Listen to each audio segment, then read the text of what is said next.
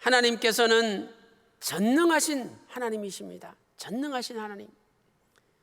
하나님께서는 혼자서 얼마든지 무슨 일을 하실 수 있는 분이죠. 예수님은 성자 하나님이십니다. 예수님도 얼마든지 혼자서 무슨 일이든지 하실 수 있습니다. 그러나 예수님은 제자들을 세우시고 제자들과 함께 일하기를 원하셨습니다. 예수님께서 제자들을 택하신 목적이 무엇일까요?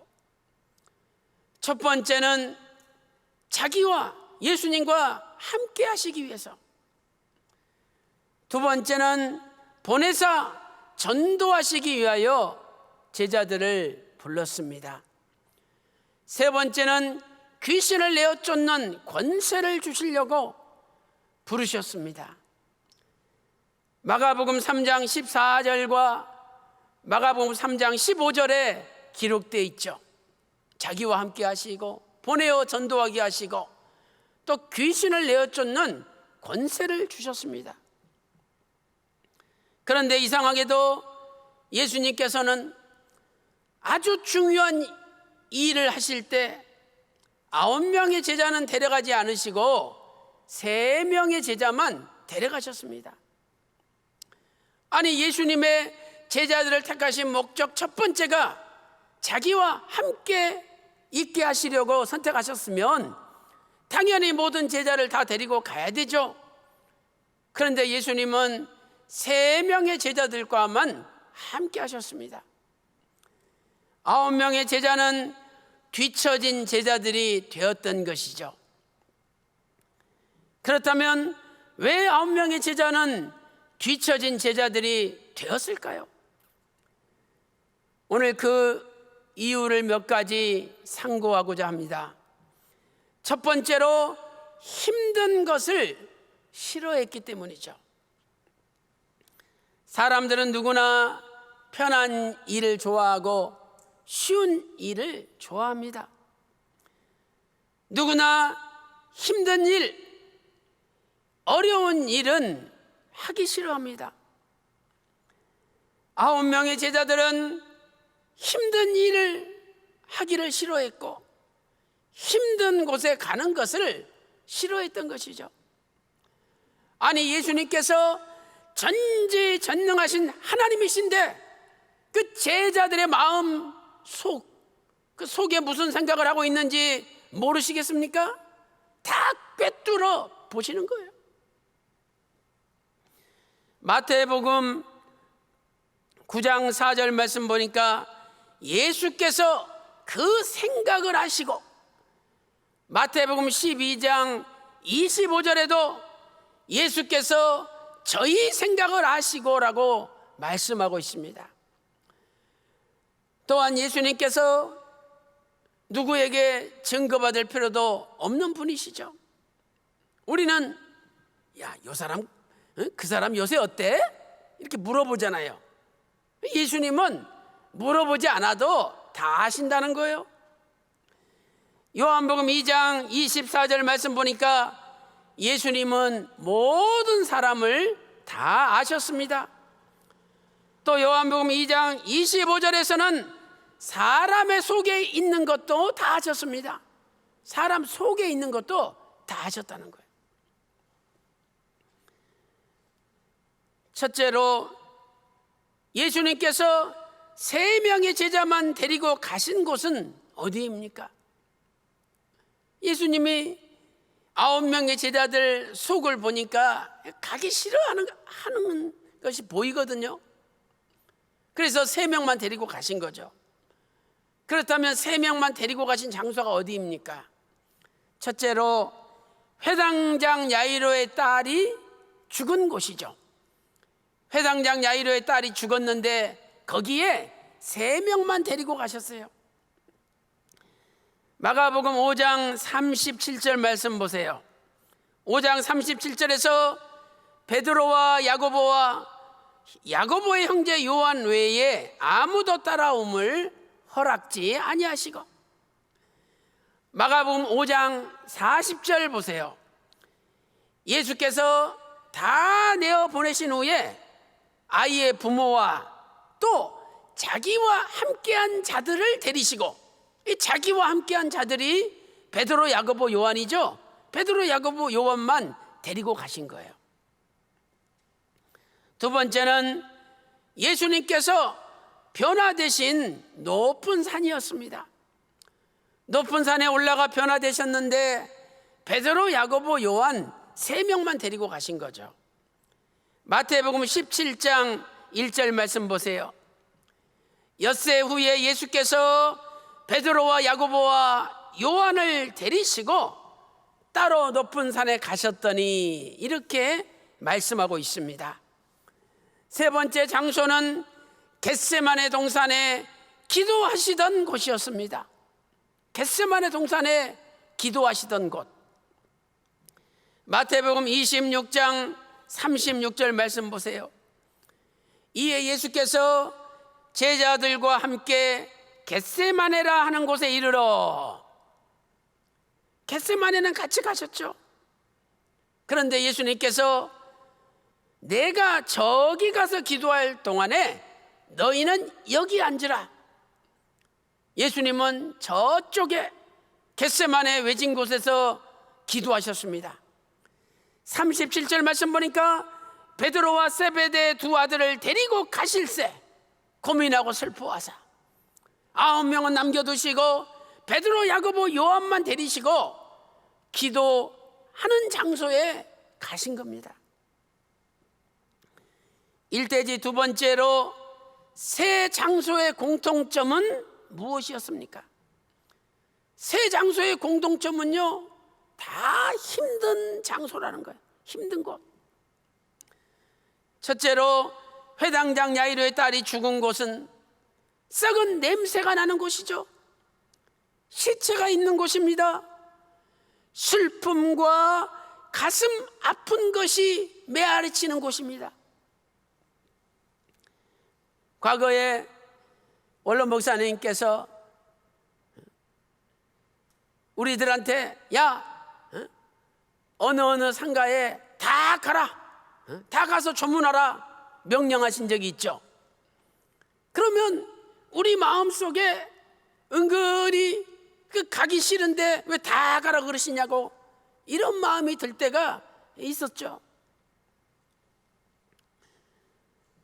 우리 교회 남성교회 근조부에서 일하시는 분들 참으로 훌륭하신 분입니다.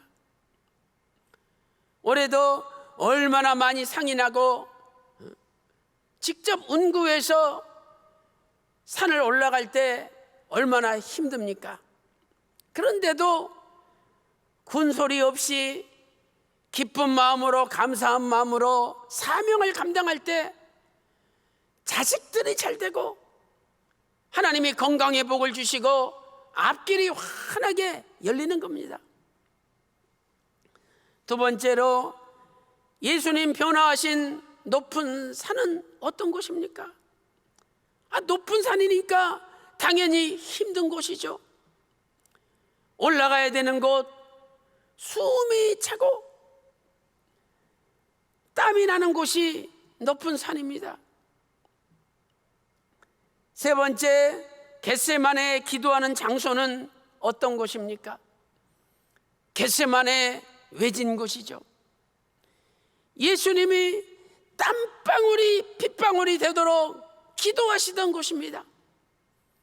누가복음 22장 44절에 예수님이 더욱 힘써 애써서 간절히 기도하시는데 땀이 땅에 떨어지는 핏방울 같다라고 말씀하고 있지 않습니까? 이처럼 힘든 곳에 9명의 제자는 은근히 가기를 싫어했습니다. 예수님 가자 그러니까 대놓고 반대는 못하죠. 그러나 마음속에 왜 또 저렇게 힘든데 가실라 그러나 은근히 싫어했습니다. 예수님께서 9명의 제자들의 마음을 꿰뚫어 보시고, 야, 싫으면 여기 있으라, 그래서 9명의 제자를 남겨두셨습니다. 사랑하는 성도 여러분, 예수님께서는 나를 따라오려거든 자기를 부인하고 자기 십자가를 지고 나를 쫓을 것이니라 마태복음 16장 24절에 말씀하셨습니다. 주님을 따라가는 길은 십자가를 지는 길입니다. 주님을 따라가는 길은 힘들고 어려운 길입니다. 사랑하는 성도 여러분, 오늘도 십자가 지는 것을 은근히 싫어하고 힘든 곳에 힘든 일 하는 것을 은근히 싫어하는 제자들이 되지 마시고, 우리는 천국 가는 그날까지 주님과 함께하며 주님을 떠나지 않는 하나님께서 기뻐하시는 영원한 제자들이 다 되시기를 주님의 이름으로 축원합니다. 큰 두 번째, 왜 9명의 제자는 뒤처졌습니까? 두 번째는 기도하기를 싫어했기 때문입니다. 9명의 제자는 기도하기를 싫어했습니다. 첫째로 9명의 제자들은 변화산 아래에서 기도하지 않았습니다. 예수님께서 높은 산에 베드로, 야고보, 요한을 데리고 올라가시고 9명의 제자가 변화산 아래에 남았습니다. 이때에 아들이 귀신 들리고 아들이 벙어리인 아버지가 예수님의 9명의 제자들에게 내 아들 좀 고쳐달라고 찾아왔던 것이죠. 마가복음 9장 18절 하반절 말씀 보세요. 아이의 아버지가 찾아왔는데 예수님의 제자들이 고쳐주지를 못했습니다. 마가복음 9장 18절 하반절에서 내가 선생의 제자들에게 내어 쫓아달라 하였으나 저희가 능히 하지 못하더이다. 이 말씀을 들은 예수님께서 얼마나 민망하셨겠습니까? 옆에서 사람들이 수군거리지 않았겠습니까? 야, 저것들이 예수님 제자들이래. 예수님, 당신 제자들도 별 수 없구만요. 당신 이름으로 쫓아내도 안 나갑디다. 수근수근하는 말을 예수님이 들으실 때 얼마나 창피하고 민망하셨겠습니까? 그러나 예수님께서 그 아이와 아버지를 불쌍히 여기시고 즉시 하나님의 말씀의 권능으로 귀신을 내쫓아버렸습니다. 이번에는 제자들이 창피했죠. 자기들이 한 사람이 아니라 9명이 달라붙어서 그냥 예수 이름을 불어가면서 귀신을 쫓아내려고 했지만 귀신이 끔찍도 하지 않았습니다. 그런데 예수님 말씀 한마디에 귀신이 나갈 때 얼마나 제자들이 창피했겠습니까? 자기들은 이 방법 저 방법 온갖 방법을 동원했는데도 되지 않았던 거 아닙니까?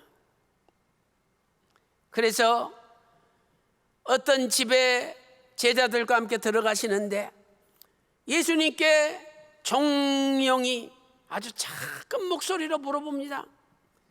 예수님, 왜 우리는 능히 고치지 못하였습니까? 마가복음 9장 28절 말씀 보세요. 마가복음 9장 28절에서 집에 들어가심에 제자들이 종용이 묻자오되 우리는 어찌하여 능히 그 귀신을 쫓아내지 못하였나이까? 이때 예수님께서는 마가복음 9장 29절에서 기도 외에 다른 것으로는 이런 유가 나갈 수 없느니라. 너희들 기도했느냐? 기도하지 않았기 때문에 귀신을 쫓아내지 못한 거다. 분명히 예수님께서 깨우쳐 주신 겁니다. 그렇다면 제자들은 기도하지 않고 무엇을 하였습니까? 예수님께서 높은 산에서 3명의 제자들과 기도하시고 내려오시는데, 예수님이 높은 산에서 변화되신 것도 예수님이 높은 산에서 기도했기 때문에 변화된 거 아닙니까? 그렇다면 남아있는 제자들도 산 아래에서 당연히 기도해야 되는데 그 제자들은 기도하지 않았다는 거예요. 예수님은 높은 산에서 기도하시는데 밑에 있는 제자들은 기도를 안 했다는 겁니다. 누가복음 9장 29절 말씀 보니까 기도하실 때 용모가 변화되고 그 옷이 휘어져 광채가 나더라. 예수님도 하나님이신데 변화되시기 전에 기도하심으로 용모가 변화되셨습니다. 마가복음 9장 14절을 보세요. 이제 예수님이 산에서 내려오십니다. 제자들에게 와서 보니 큰 무리가 둘렀고 서기관들이 더불어 변론하더니, 남아있는 제자들이 서기관들과 변론하고 있었어요. 변론하더니 헬라어로 쉬제테오, 이것은요 논쟁하다, 헐뜯다는 뜻입니다. 예수님은 높은 산에서 기도하시는데 제자들이 산 아래서 간절히 기도하며 예수님을 도와야 될 거 아닙니까? 그런데 예수님의 제자들은 서기관들과 너희가 옳으니 우리가 옳으니 네가 옳으니 내가 옳으니 논쟁하며 말다툼을 하고 있었습니다. 지금은 논쟁할 때가 아니라 기도할 때입니다. 그런데 제자들은 네가 옳으니 내가 옳으니 논쟁을 하고 있습니다. 기도해야 되는데. 두 번째, 9명의 제자들은 겟세마네 동산에서 기도하지 않았습니다. 겟세마네 동산의 기도처에서 기도하지 않았습니다. 이 기도처는 예수님께서 제자들과 함께 자주 가시던 곳입니다. 제자들도 알죠. 누가복음 22장 39절 말씀 보세요. 예수께서 습관을 쫓아 감람산에 가시니, 예수님은 자주 감람산 기도처에 가셨다는 거죠. 제자들도 쫓았더니 제자들이 알아요. 요한복음 18장 2절 말씀 보세요. 요한복음 18장 2절 보니까 거기는 예수께서 제자들과 가끔 모이시는 곳이므로 예수를 파는 유다도 알더라. 가룟 유다가 알 정도니 나머지 제자들도 다 아는 곳이죠. 예수님이 제자들과 함께 겟세마네 동산의 기도처에서 기도를 많이 하셨습니다. 지금 예수님께서 9명의 제자들을 남겨놓고 3명만 데리고 가실 때 그 남아있는 곳에서라도 기도해야 될 거 아닙니까? 과거에 그 기도할 때 모습을 한번 우리가 머리에 그려보시기 바랍니다. 예수님께서 무릎을 꿇으시고 얼굴을 땅에 완전히 박으시고 정말 손으로 바위를 치면서 간절히 기도하십니다. 제자들이 기도가 짧으니까 금방 기도 끝나가지고 눈을 딱 떠보니까 예수님 계속 기도하고 계시는 거예요. 그러니 예수님 기도하시는데 자기가 먼저 일어날 수 없잖아요. 그래서 일어나지도 못하고 눈만 감았다 떴다 합니다.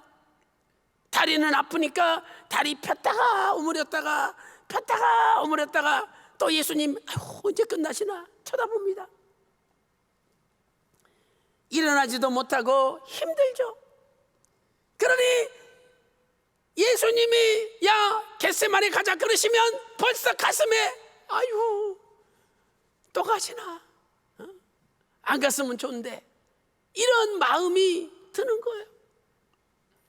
예수님께서 전지전능하신 하나님인데 그 소가지를 못 꿰뚫어 보겠습니까? 지금 십자가 달리시기 전날 목요일 밤입니다. 내일이면 십자가 달리시는데 제자들과 마지막으로 기도하시기 위하여 겟세마네 데려가신 거 아닙니까? 그런데 거기서까지도 제자들 마음속에 기도하기를 싫어하는 마음을 보신 거예요. 사랑하는 성도 여러분, 오늘 저와 여러분은 기도하는 제자입니까? 아니면 기도하기를 은근히 싫어하는 제자입니까? 신명기 4장 7절 말씀 보니까 기도할 때마다 하나님께서 우리와 함께 하신다라고, 가까이 하신다라고 말씀하고 있습니다. 기도하면 큰 나라가 됩니다. 그래서 신명기 4장 8절에 큰 나라가 나오지 않습니까? 우리 대한민국 세계 유일한 분단 국가라 할지라도 1950년 6월 25일 북한의 불법 남침으로 자행된 전쟁을 통하여 모든 나라가 완전히 폐허된 나라였지만 대한민국이 기도하는 나라였기 때문에 하나님께서 이렇게 부강한 나라로 이끌어 주신 겁니다. 앞으로 대한민국이 계속적으로 기도하는 나라가 될 때 대한민국은 세계 1등가는 세계를 주도하는 초인류 국가, 가장 큰 나라가 될 것입니다. 오늘 여러분의 가정도 기도하는 가정이 되시고 여러분도 기도하는 제자가 될 때에 우리 평강제일교회는 세계에서 1등 가는 가장 큰 교회, 여러분의 가정은 세계에서 가장 1등 가는 큰 가정이 될 줄로 믿습니다. 오늘도 은근히 기도하기를 싫어하는 제자들이 아니라 기도하기를 사모하며 마음과 정성과 뜻을 다하여 힘을 다하여 기도함으로 여러분의 가정이 큰 가정이 되시고 우리 교회가 큰 교회가 되시고 대한민국이 세계의 큰 나라가 되시기를 주님의 이름으로 축원합니다. 큰 세 번째, 왜 9명의 제자는 뒤처졌습니까? 세 번째는 자원하지 않았기 때문입니다. 자원하지 않았어요. 예수님께서 데리고 가신 3명의 제자들은 자원하는 마음이 있었습니다. 그러나 9명의 제자들은 자원하는 마음이 없었습니다. 기쁘고 감사하고 즐거운 마음으로 앞장서서 일해야죠. 첫째로 예수님께서 3명의 제자들과 함께 하신 경우에 공통적으로 나타나는 단어가 있습니다. 그 단어가 데리시고라는 단어예요. 데리시고. 마가복음 5장 40절에 데리시고, 마태복음 17장 1절에 데리시고, 마태복음 26장 37절에 데리시고라는 단어가 나옵니다. 이 단어는 헬라어로 파라람바노라는 단어예요. 그런데 이 단어가 원래 뜻이요, 좋아하다, 하나가 되다, 이런 뜻이에요. 예수님이 야 기도하러 가자 그러면 벌써 3명 제자 마음속에 그냥 좋아, 예수님의 마음과 딱 하나가 되는 거예요. 그래서 예수님이 데려가셨다는 거예요. 그 3명의 제자는 자원하는 마음이 있었다는 거예요. 너무 기쁘고 좋은 거죠. 상대방과 친밀한 교제를 나눌 때 쓰는 단어가 파라람바노입니다. 예수님은 3명의 제자와 친밀한 교제를 나누신 것입니다. 반면에 9명의 제자는 자원하는 마음이 없었던 겁니다. 두 번째로, 하나님께서는 자원함으로 일하기를 원하십니다. 오늘 우리도 자원함으로 일하기를 원하신다는 거예요. 베드로전서 5장 2절 말씀 보니까 장로님들에게 권면하면서 하나님의 양무리를 치되 부득이함으로 하지 말고 하나님의 뜻을 좇아 자원함으로 하며, 하나님의 뜻을 좇아서 자원한 마음으로 하래요.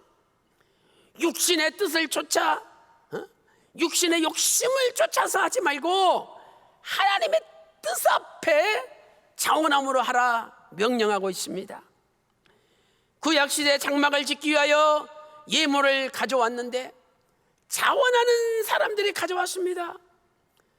출애굽기 35장 21절 말씀 보니까 무릇 마음에 감동된 자와 무릇 자원하는 자가 와서 성막을 짓기 위하여 쓸 것을 가져왔죠. 다윗은 하나님께 자원하는 마음을 달라고 기도하였습니다. 시편 51편 12절에 주의 구원의 즐거움을 내게 회복시키시고 내게 자원하는 심령을 주사 나를 좀 붙드소서, 이렇게 간절히 기도하였습니다. 오늘부터 아무리 힘든 일이라도 억지로 마지못해 하지 마시고 자원하는 마음으로 하심으로 예수님의 3명의 제자들처럼 예수님께서 항상 데리고 다니시는, 예수님이 좋아하시고 예수님의 마음과 하나가 되는 신령한 제자들이 다 되시기를 주님의 이름으로 축원합니다. 결론적으로 예수님께서는 제자들을 끝까지 사랑하셨습니다. 끝까지 사랑했어요. 어떤 사람들은 이렇게 이야기하죠. 예수님의 사랑은 차별이 있다. 예수님의 사랑은 차별이 있다.